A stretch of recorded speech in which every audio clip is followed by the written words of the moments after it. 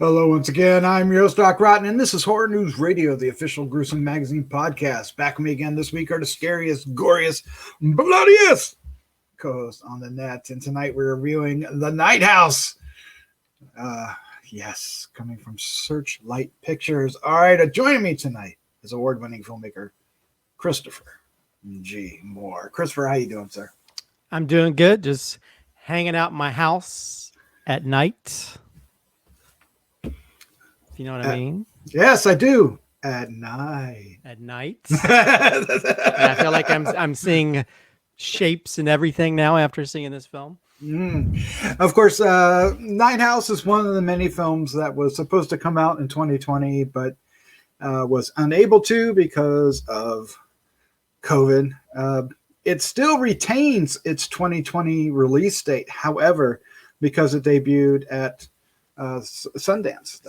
Yeah. Yeah. That's where I first heard about it. Yeah. So there was such a lot of hullabaloo about it, and it ended up getting a distribution deal right after it screened there. So right. So what we're going to do tonight is we're going to give our first impression of the film. That will be spoiler free, and then we'll dive into a discussion about the film, which will get into spoilers because we have to with this one, and then we'll wrap things up with our final thoughts, our score 1 to 5, and our favorite scene. And if you're going to hang out with us, we hope you will. We hope you enjoyed this review and many others that we have. And if you would like, hit the subscribe button. Share with a friend. Do it. And we want to hear your reaction. Or you'll start seeing creepy images in corners of your house. Yes. Where nothing is there, nothing. All right, what are we talking? If you've seen the film, that actually had a reference. All right, The Night House from Searchlight. It's available in theaters August 20th, 2021. Synopsis: A widow begins to uncover her recently deceased husband's disturbing secrets. Directed by David Bruckner. Written by Ben Collins and Luke Piotrowski. And the cast includes Rebecca Hall, Sarah Goldberg, Vondie Curtis Hall, Evan Jonigkeit, and Stacy Martin. That's about as good as I can get. That was terrible. But anyway, thank you. I was waiting for that. Yeah, I was like, that name's, I can, yeah. You've watched these, you know. All right, let's do this. Christopher, what was your first impression of The Night House? I love this film. The trailer was always very intriguing, and I love a film that sort of like you're not really sure where it's going to go. And this goes in directions I wasn't even expecting. Mm-hmm. And I love that as somebody who a lot of times you figure stuff out right away. And this has a lot of hidden stuff involved with it. I listened to a few podcast interviews with the writers, and they're supposedly going to be doing the new some version of Hellraiser. And evidently this story was inspired by them not getting their initial thing. And so that makes a lot of sense once you watch the film. But yeah, first of all, I think Rebecca Hall deserves awards for her performance in this. She is so amazing. Because most times when you're telling a story about someone who's dealing with grief, like somebody who's a widow, they show them as more like, broken, crying all the time. Her grief is almost like an angry grief, and I love that, seeing that aspect. You don't really see that a lot in films, Yeah, and I love how the story unfolds. I love the mystery of the peeling away the layers to find out what happened. These secrets that involve her dead husband, and the cinematography is amazing. The visual trickery they do in certain scenes. Trickery. There was one I saw it in the theater. Was one scene scared the shit out of me. One really good jump scare for me. And I love the way this story unfolds and ends. But yeah, this is jumped to the top of my favorite film of this year. Nice. I absolutely was enthralled by this film. I enjoyed it. just, and for a lot of it's just dealing with her grief. A lot of it's just centered around her, and she just soaks up every amount of like your attention, trying, because you're going along with her journey, trying to figure this shit out. And then sometimes you don't want to find out what what the shit is. But I love this film. I absolutely loved it. It's one of my favorites of the year. Yeah, I have a similar reaction. What I love about this is the marketing got me intrigued, with this house thing. And then the movie totally surprised me. Many times you watch a trailer and you go, did I just see all the best things in the trailer? And I don't think we did. I mean, there's a couple things in here that I still think they could have held closer to the vest. But yeah, at the same time, this movie will surprise you. It will entertain you. And I would say, yeah, there is definitely a really strong jump scare. And then there's one scene that's white knuckly. Just from not only what's happening, but the sound design of it and what's happening. There's all this stuff happening at once, and you're as unnerved as she is on the screen, and that doesn't always happen. That's actually quite remarkable. I think David Bruckner did a great job with this. We loved The Ritual, which he did recently, right? Or at least I did. Did you like The Ritual? I loved The Ritual. Yeah. Okay. Yes. And I think he continues to prove his talent here. This is a very exciting film, and it does hinge on how good Rebecca Hall is in this, and she is marvelous. She is a very complex character. There's a lot of layers going on. There's a lot of emotion in her face, a variety of emotions in her face all at once. Like you said, like you were saying, anger, grief, but I think there's all of it, all the grief, all the different types of grief are there at one point or another. And at the same time, we are literally following her on this journey, discovering things as she is. And that helps this film out a lot with the surprises. So I am impressed. I am very impressed with this film. It is definitely a film I think most horror fans should see, especially those serious about the craft of it. This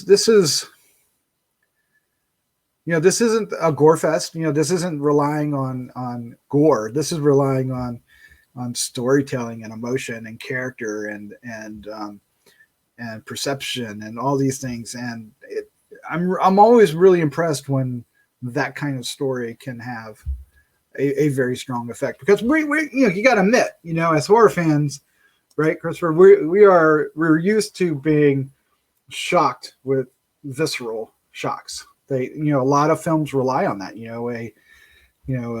a kill or a gory face or something gnarly or a creature, right? And this is far more reserved in that case. And so, yes, to echo your opinion, this is definitely in the top 10 of the year. I haven't decided yet about being the favorite film of the year, but it is definitely a candidate. I have to give it some more thought. But Rebecca Hall is definitely she's a true talent. We already know that, right? But she really brings it here, and she treats the genre with respect and brings a lot to it. So I love it. Good job. Well, and it's, I love the way how the story is constructed. I like the way because a lot of her grief, a lot of her angry grief is around not knowing why her husband did what he did. And feeling that there was some kind of hidden secrets that she didn't know about or whatever. And so you're sort of along with the journey with her, trying to figure this stuff out. Like, why did this happen? And then you start finding these weird things that are involved with it. And this, I think for me initially, I think from the trailers, I felt it was more of like a sci-fi type thing, but then you find it's, without giving anything away, it's more supernatural. And I think this almost does a different spin on the haunted house type movie as well. Mm-hmm. It doesn't take it the normal way. because there's almost like a nightmarish type element to it, kind of, remember the movie The Cell. You'd have all these kind of nightmarish visions that sort of explain certain things, and there's like there's a moment that is 100%. I love the embodiment of whatever you want, without giving anything away, whatever the evil is. I love that element, which you get a hint of it, I guess, in the trailer. But also all the characters in the film are there's not really a mean character, they're all sort of good characters, and they're all trying, and so I think I like that too, because I think most horror films nowadays, you always have all these sarcastic asshole characters, and there's not any of that in this film. The evil is sort of on the ancillary that they're trying to find out about.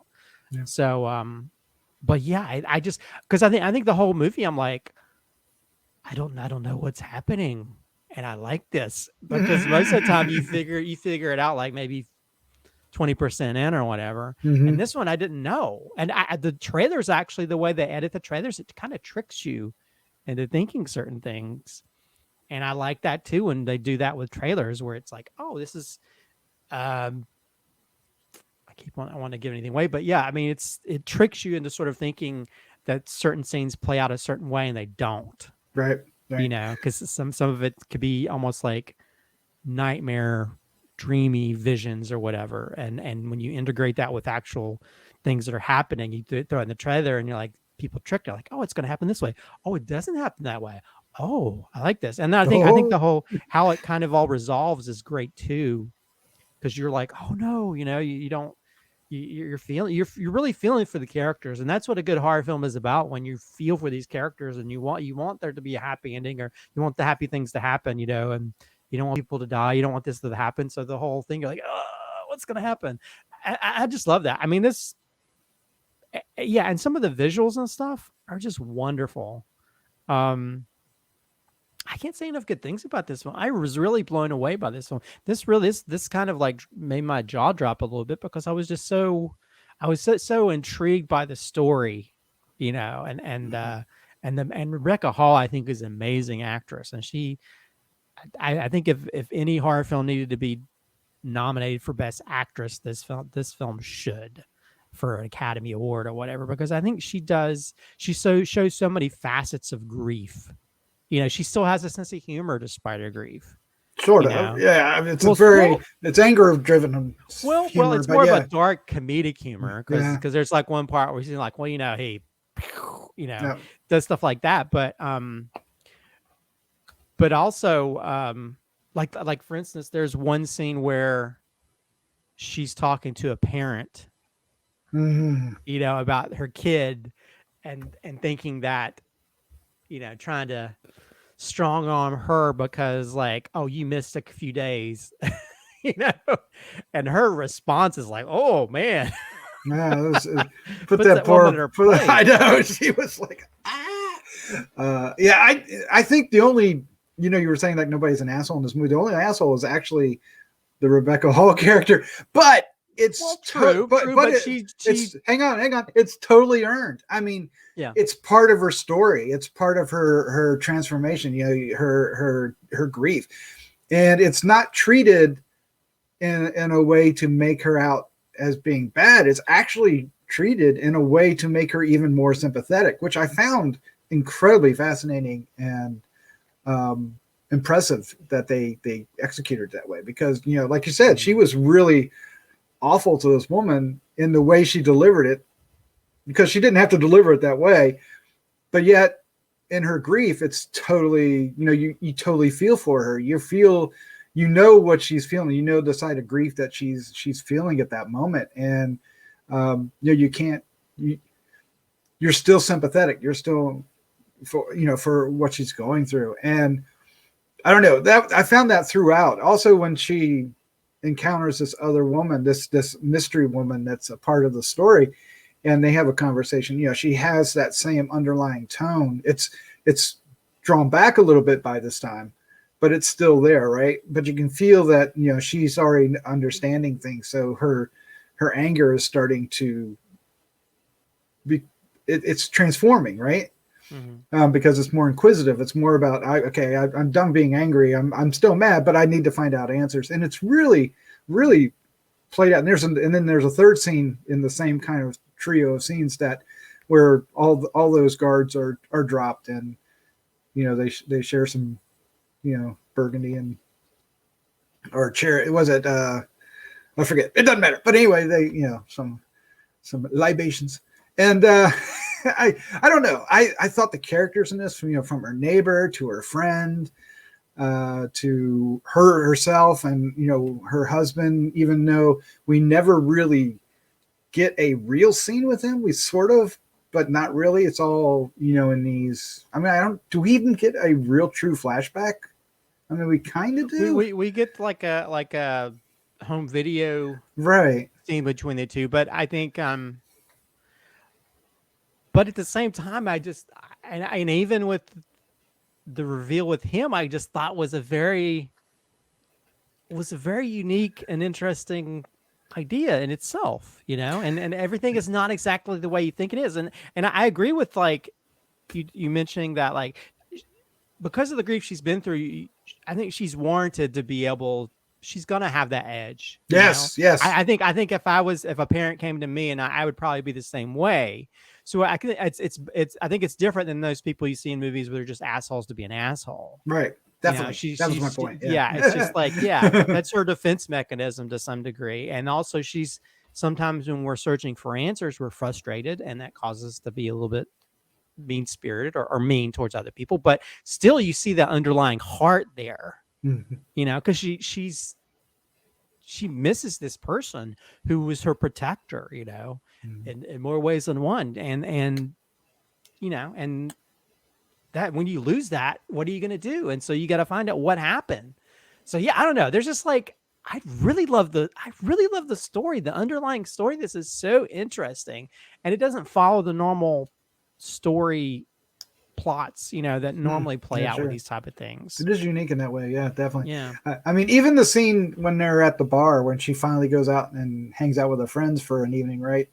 Because she's a teacher, so it's other teachers, like we mentioned that. Yeah. And they, the conversation comes to what happened, and it's a very interesting moment in the film. It's also important to the film. You would think, it's really interesting. I mean, this is an incredibly well written film. I mean, it's well directed, but it's also well written, and probably the other complex character, I guess, in the movie is actually the husband, right? At least trying to figure out what Owen, what he actually was up to, right? The mystery behind him, because it's so. There's so many layers to that too, and I loved how those were revealed, and in the order they were revealed, which I thought was very important. Well, yeah, because it's like, again, it's sort of like you think you figured out things, or when you find out certain elements, you think you figured out, oh, this person is like this, but then you find out no, there's another reason, and it's almost like, I don't know. You think things are on such an evil level, and you find it there's some kind of positivity behind it. It's like, oh God, yeah. And so you find out like that things aren't what they seem, and I just love that aspect. I mean, it makes me think. I think I've constantly thought about that aspect of this film so many times, because I think most films are just pretty cut and dry when it comes to evil or why people do the things they do. And there's a little bit more to it, and that fleshed out aspect makes this film pretty damn cool. This one's far more complex. The motivation is far more complex, and the conversations, the dialogue, and the conversations are really strong. Do you hear my cat? Your cat agrees. Yeah, he does. The neighbor Mel, right? When she talks to Mel, I mean, it's exposition time, but it is so deftly written. That it is so you're glued on every word, but he's really just doing exposition. But it's almost like an essay on how you handle exposition in a film. Well, and I think you can see the chemistry between all these people that are her friends, whether it's her neighbor, whether it's her coworkers or her best friend. You can see that chemistry and how they interact, and even though those elements are there to sort of explain things or whatever, you feel like it's a normal conversation, and so you don't think anything of it. Right. And because I think the whole cast is great in this film, from the neighbor to the best friend to even the coworkers at the table who are like walk on eggshells every time they say something and they think they've offended her or something. So things like that, it feels like a normal thing that would happen if you're good friends with somebody. I just love that. I mean, even the neighbor thing, that conversation, just the way that guy delivers, you feel he's very earnest in what he's saying, Yes. Yes. And I to me, that just shows you it's a damn good actor to sort of to pull that kind of role off and take something that normally in other things would be like, oh, this is an exposition time, as opposed to it's just like a normal conversation, which is another layer of this story is peeled away. Yeah. Definitely.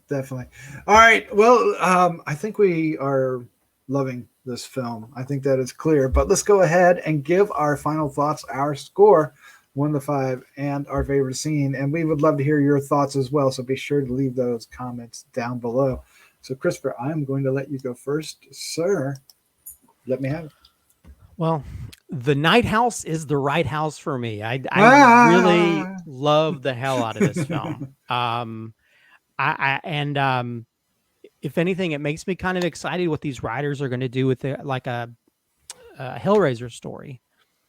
Because I think if you listen to, I forgot what podcast I listened to, it might have been the Grue-Crew or one of those where they talked about, how they were throwing out ideas for Hellraiser, and you can sort of see elements of this. You could see that almost could tie into like a Hellraiser movie if told a certain way. But yeah, I think all the performances are amazing, especially Rebecca Hall. One of the best performances I've seen this year is her role in this film. I think the cinematography is great. The incorporation of just the special effects, the visual effects, to sort of pull off that sort of supernatural aspect of it is great. I mean, there are moments where like you're like, oh God, what is happening? I don't understand what's happening. This is kind of weird. It feels very off, like almost like when you have a nightmare and you're stuck in a nightmare and you don't know what's happening. And I felt like this film felt like that. I felt like I was thrown into a nightmare and I'm trying to figure it out the same way that she is. But I thought The Night House was amazing. I don't really have any critiques for it. There's nothing anything negative I could say about it. This movie gets a 5 out of 5 for me. Nice. I am thoroughly blown away by this film.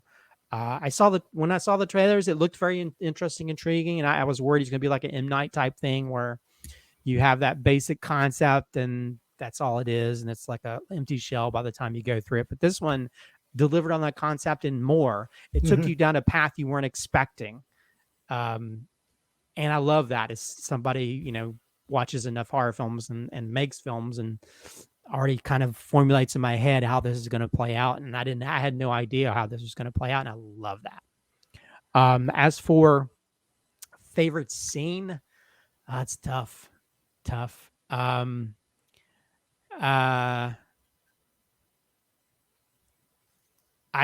will, without giving anything away, I will say it's the big, what I'll call the nightmare reveal, where visually you kind of see stuff plays out as to what her husband was doing. That probably encompasses a good amount. Yes. Well, it's a good second half of the film. But I know. I think I know exactly where you're talking about. But I will say, well, let me say this. I'll say if it had to be one specific small scene, it'll have to be that. There's a jump scare that happens outside the house that scared the shit out of me. and at the same time, I was bewildered because I was like, I don't know what's happening, and I love this. Yeah, I will say that you felt like it was definitely a supernatural film at that moment. Yeah, because I'm like, okay, this is not, something is not real about this. Yep. And something is off, and I was just as confused as she was. Yeah. Because I was like, I don't know who these people are. What is this happening here? It's a moment when you go, okay, there's more going on. Yeah. And I think when that world opens up, you've won me over. Yep. Yeah. I about jumped out of the seat at that point. Yeah. I did. So David Bruckner, by the way, is also directing Hellraiser. I don't know if we were clear about that. So this team of writers and director are actually filming that now, if I understand things correctly. Well, they're in pre-production. They're formulating it. It Okay. hasn't been filmed yet. Yeah, it says. It says it's filming, but I don't trust anything anymore. And I agree, Christopher. This movie, what I love about it is that it's fresh, it's surprising, it is complicated, but not confusing. You know, it doesn't. It's not contrived at all. I mean, it just has layers. There's layers to this. There's layers to the emotion that's going on. There's layers to the motivation that's going on. There's layers to just about every element of the story, from her feelings to what's actually going on and what's in the house. And, why are there two houses? There is two houses. I will say there are two houses. So don't feel like we're trying to say that they lied about that, because they did not. There are two houses. Which I loved, by the way. I love that whole aspect of it. It's that there's a lot going on there, and I love how things led to other things being revealed. It's just, this movie is woven perfectly well, and I really, really enjoyed that.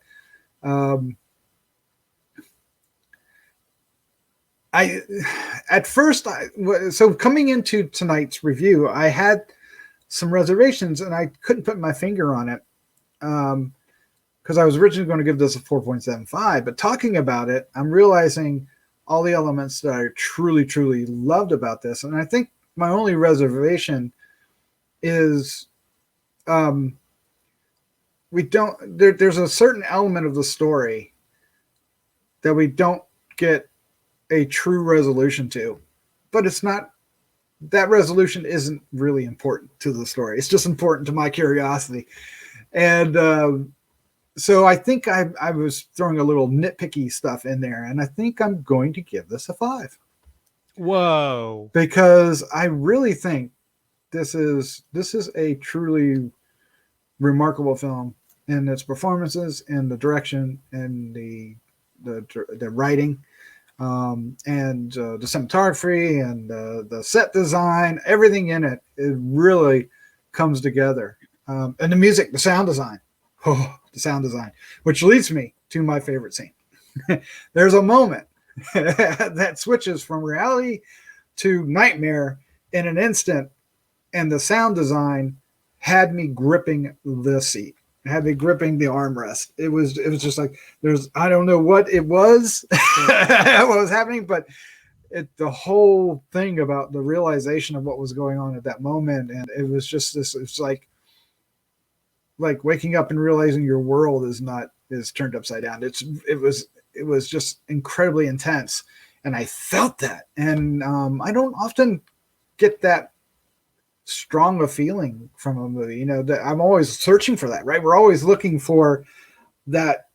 That rise of emotion of some. Usually it's scares. Right? You want to scream, or you want to get scared. Or you want to, like the jump scare, because the jump scare is it's a jump scare, but not in a negative way. It's not a cat out of the fridge kind of, or out of the window kind of thing. It's important to the story, and it's all about, where you are at the moment. But this part of it is just like this awakening, if you will, of, I don't know how to describe it. It's just, oh man, it just really had me. And I was super impressed by that. Yeah, and there's a certain point where I was just like, I was constantly looking in the background or looking. Oh, there's that too, yeah. Because the way, I mean, they kind of show a little bit in the trailer, but the way this thing or entity reveals itself is usually in the background or in shapes or certain things, and that's kind of scary to me. You don't really get to see a real representation of whatever this is. You know what I mean? Well, I would say speaking of films, the entity in a lot of ways has stuff in common with this film. with the exception of the rapey parts in the no, yeah, weird icebergy ending. Well, no, well, I was actually thinking that because there's actually one moment that's very entity, and actually some people the trailer made him think of the Invisible Man as well, which has that. And so it has a little bit of the entity, has a little bit of the Invisible Man, but but it does have that, because there's one moment it's like, oh, this is actually interesting how they're filming this. You know what I mean? I was wondering if they were going to take it too far, and they didn't. Oh, yeah, I was worried about that too. But I do love the visual trickery and the stuff that they do, which is very. It's almost like those little, those drawings, like, is it a duck or is it an old lady type thing, to where yes. And so the whole time I'm like in the theater, I'm like looking in the background, looking in the windows, just waiting for something to move. Yeah, even at the end, when we can see it, our character can see it, but the other characters in the movie can't. And that, I thought that was incredibly fascinating how they were able to do it. Because playing with shadows and stuff. But like, oh man, it's just like there's just so many great visual moments in this. All right, well, there you go. There's our review for Night House. It's playing now in theaters from Searchlight. Check it out if you can, and leave us some comments down below. Christopher G. Moore, thank you so much for joining me. This was a wonderful conversation. No problem. I'm glad that we could talk about this wonderful film. I wish more people would get to see it. I know it's only in theaters right now, so go see it if you feel safe enough to go see it. Yep. All right, let's say good night. Good night.